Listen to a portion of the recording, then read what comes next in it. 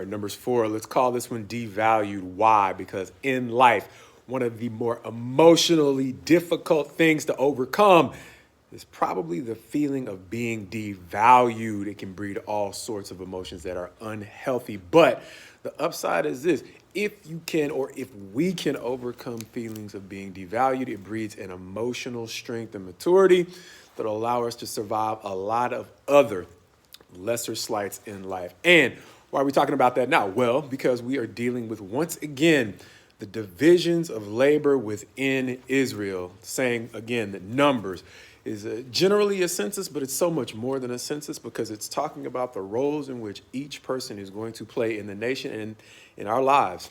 Whether or not we have it spelled out what our role should be in the nation, we're all going to have to find a place where we fit, whether it's in a family, an organization, et cetera, et cetera.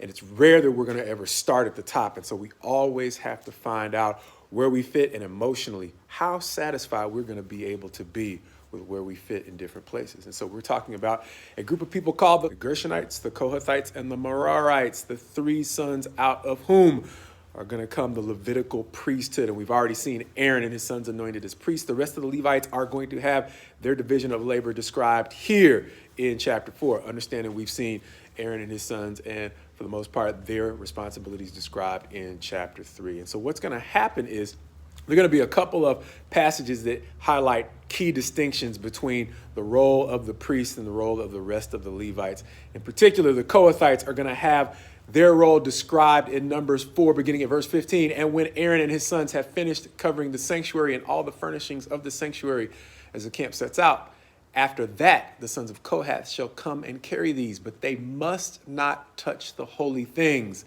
lest they die.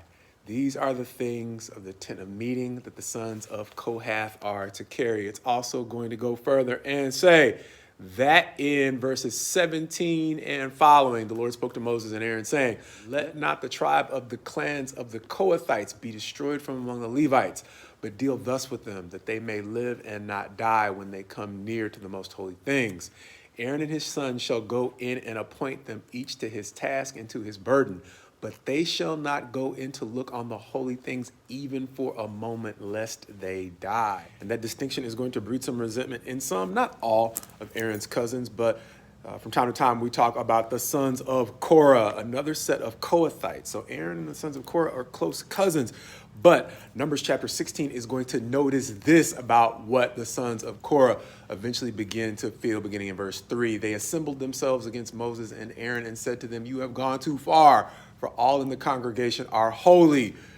Not really, because God has said if the sons of Korah do certain things, they are going to die. And those are things that the sons of Aaron are specifically told that they need to do. And the first thing that I have to notice about me is in situations where I am dissatisfied with where I am at, I can become blind to the way in which, one, I am uniquely gifted to do certain things. And on the other hand, the way in which others who are in another role are uniquely fit and gifted for that role. 1 Corinthians is going to notice something in chapter 12, a passage we referred to before that talks about how we are all assembled in a body when it talks about in verse 4. Now, there are varieties of gifts, but the same Spirit. Again, we've talked about the Bible describing us as a spiritual building, and understand how odd it would be for a brick in a wall to try to be fit as a shingle on a roof. It just does not work. And so there are certain situations where spiritually we do not perceive the degree to which we are that much different between brick and shingle, but God sees it clearly. And so there are times when, yes, we might fit in a different place, but the place that we want is not really the place that we fit. And so how do we sort that out? Well, that's one of the reasons why a relationship with God is important to a believer, because we have a higher source of wisdom that goes beyond the things that we can see. A wisdom that can challenge me to consider questions that ambition alone often ignores. Once again, like, am I really a fit? Even if I am a fit, is this the right time? And is it worth the cost? Understanding all that the priesthood cost Aaron and his family, understanding he might have been ready to be a priest, but not all of his sons were. And so my prayer for you is my prayer for me, that as our ambitions grow, we consult God for the wisdom to understand whether or not we are genuinely a fit with where we want to be, understanding that a brick is not a shingle.